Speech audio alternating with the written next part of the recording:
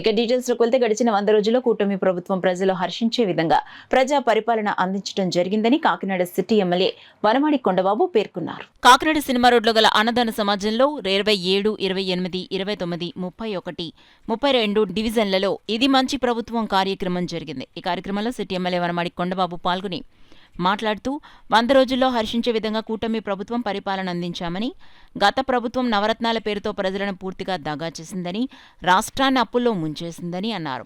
అన్ని వర్గాల ప్రజలు శ్రేయస్సు కోసం కూటమి ప్రభుత్వం నిరంతరం ప్రజాపాలన సాగిస్తుందని, ఇచ్చిన మాట ప్రకారం పెన్షన్ పెంచి అందించడం జరుగుతుందని, అన్నా క్యాంటీన్ ఏర్పాటు చేసి పేద వర్గాల కడుపు నింపడం జరుగుతుందని వివరించారు. పలు శాఖల పనితీరుపై అధికారులు deputy commissioner Manohar, housing project director Satyanarayana, 3 town circle inspector VV Satyanarayana, MRO Jitendra, TPRO Shailaja వివరించారు. ఈ కార్యక్రమంలో టీడీపీ నగర అధ్యక్షులు మల్లిపూడి వీరు, ఎస్కే రహీం, చింతలపూడి రవి, బంగారు సూర్యవతి సత్యనారాయణ, పొంగా బుజ్జి, చెల్లంగి వీరబాబు, గదుల సాయిబాబా, కోడూరు కుమారస్వామి, అమలకంటి బలరాం, రెడ్డనం సత్యబాబు, రిక్కాలక్ష్మి, సిరియాల లక్ష్మి, జీరి బుజ్జి, నక్కా సూరిబాబు, గుర్రాల శ్రీనివాసరావు, చలపతి, అలీషా, పులపకూర శ్రీనివాసరావు, సత్యబాబు తదితరులు పాల్గొన్నారు. మళ్ళీ స్మార్ట్ సిటీ నిధులు తెచ్చుకొని ఈ కాకినాడని మనం ఒక సుందర నగరంగా దిద్దుకోవాల్సిన బాధ్యత మనందరిపైన ఉందని సందర్భంగా తెలియజేసుకుంటూ నేను ఒకటే కోరుతున్న ఈ రోజున కొత్తగా వచ్చారు అధికారులందరూ కూడా వాళ్ళు పరిచయం చేసుకున్నాం. ఇప్పుడు మళ్ళీ కాకినాడ అంతా కూడా తిరుగుతాం.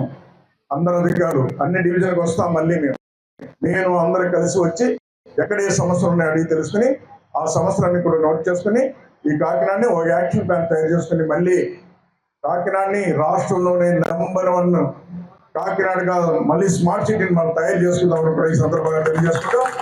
దానికి మీరు అందరూ కూడా సహకరించాలి. సహకరించాలంటే ఒక దాంట్లో సహకరించడం చాలు, మిగతా ఎలా ఉన్నా దేంట్లో అంటే శానిటేషన్లో ఈరోజు చెత్త ఉంది.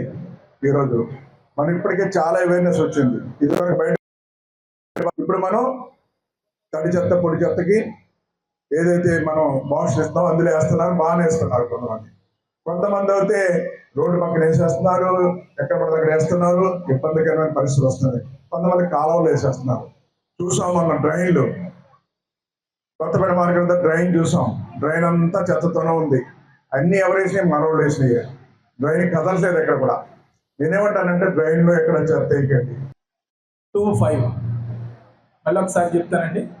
984-990-7925. ఈ అవకాశం ఇచ్చినటువంటి గౌరవ శాసన సభ్యులు గారికి ధన్యవాదాలు. Thank you. Municipal health officer గారు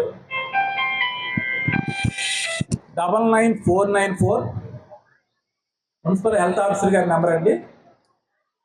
99494-32320 99494-32320. ఆయనకి కూడా మీరు కాల్ చేయొచ్చు. ఏ సమయంలోనైనా సరే పారిశుధ్యానికి సంబంధించి సమస్యని ఇమీడియట్గా పరిష్కరించడం జరుగుతుందండి.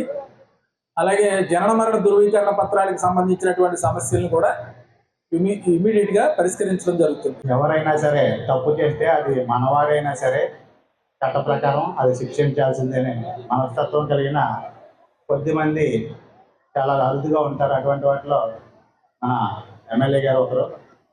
సో సార్ చెప్పినట్టు మీకు ఏ విధమైన సమస్య వచ్చినా సరే మీకు మా పోలీస్ స్టేషన్ ఎప్పుడూ ఉంటుంది.